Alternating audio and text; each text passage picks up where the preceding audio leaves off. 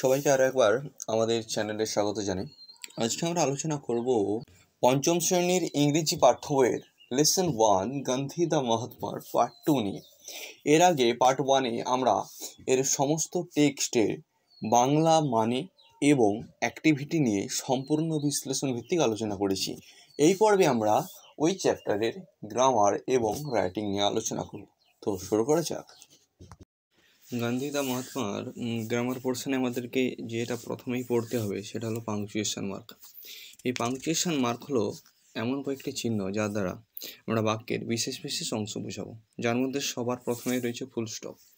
ইংরেজি যে কোনো বাক্যের ক্ষেত্রে বাক্য শেষ হওয়ার পর যেমন আমরা বাংলার ক্ষেত্রে পূর্ণচ্ছেদ ব্যবহার করি, তেমন ইংরেজিতে আমাদেরকে ফুল স্টপ ব্যবহার করতে হয়। যেমন I M a good boy, good বয়ের শেষে ফুল স্টপ ব্যবহার করতে হবে, কারণ বাক্যটা শেষ হয়েছে। তারপরে থাকবে কমা। কমা জিনিসটা কি না, একাধিক বিষয়কে আমরা যখন একত্রে একটা বাক্যের মধ্যে ব্যবহার করব তখন আমরা কমা ব্যবহার করি। যেমন Ram comma Shyam comma Jadu comma Madhu আর গোয়িং টু দ্য স্কুল। তারা সবাই একসঙ্গে স্কুলে যাচ্ছে, একাধিক নামকে আমরা একসঙ্গে ব্যবহার করার জন্য কমা ব্যবহার করছি। কোশ্চেন মার্ক ঠিক বাংলার মতোই, বাংলায় যেমন প্রশ্নবোধক চিহ্ন, ইংরেজিতে তেমন কোশ্চেন মার্ক যে কোনো প্রশ্নের শেষে আমরা ব্যবহার করি। How are you, who are you, এইসবের ক্ষেত্রে আমরা কোশ্চেন মার্ক ব্যবহার করে থাকি। শেষ ইনভার্টেড কমা যে কোনো উক্তি ব্যবহার করতে হলে ব্যবহৃত করা হয়। যেমন mother said to me do not run in the sun. মা আমাকে বললো রোদে দৌড়িও না। এই যে রোদে দৌড়িও না, আমরা মায়ের উক্তিটাকে ডাইরেক্ট কেটে ব্যবহার করছি, অর্থাৎ ডাইরেক্ট আমরা মায়ের উক্তিটাকে সরাসরি বলছি। তো সেক্ষেত্রে আমাদেরকে এটা লেখার সময় কোটেশন মার্ক ব্যবহার করতে হবে। আশা করি পাংচুয়েশন মার্ক সম্বন্ধে তোমাদের আর কোনো প্রশ্ন নেই। যদি কোনো জায়গায় কোনো কোয়ারিজ থেকে থাকে তোমরা স্কিপ করে দেখে নিও। এবার আমরা অ্যাক্টিভিটি 6-এর হোমওয়ার্কটা দেখে নেব। One day a man went to the market, full stop.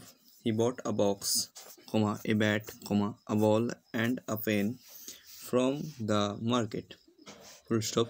His bag became heavy, full stop. Do you know what he did then? Question mark. He said to a horse, সে একটা ঘোড়াকে বলেছিল, ওই জন্য কমা হবে। এটা নতুন উক্তি শুরু হচ্ছে, কোশ্চেন শুরু হচ্ছে। Please share my load, full stop. It is too heavy for me, full stop. Question says, the horse replied, comma. Question shuru, it is your load, full stop. Don't ask me to share it, full stop. Question says. WH এর মানেগুলো আমরা এখানে দেখে নেব। হু মানে কে, what মানে কি, হোয়ার মানে কোথায়, হোয়ের মানে কখন, হুইচ মানে কোনটি। দেখে নেব আমরা অ্যাক্টিভিটি 7-এর অ্যান্সারগুলো, অর্থাৎ অ্যান্সার কি।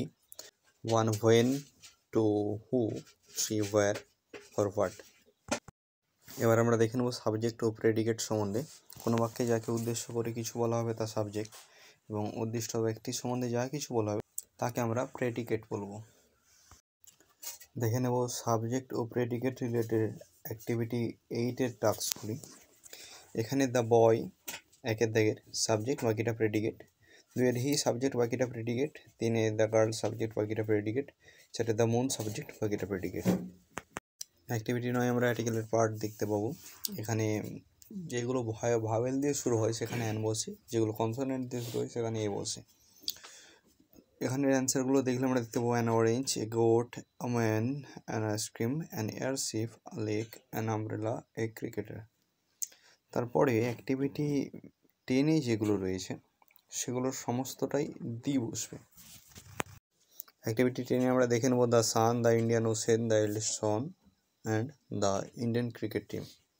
এরপর আমরা দেখে নেব অ্যাক্টিভিটি 11-এর অ্যান্সার কীগুলি। তোমরা স্ক্রিনে দেখতে পাচ্ছ অ্যাক্টিভিটি 11-এর অ্যান্সার কী। এরপর আমরা সরাসরি চলে যাব রাইটিং পোর্শনে।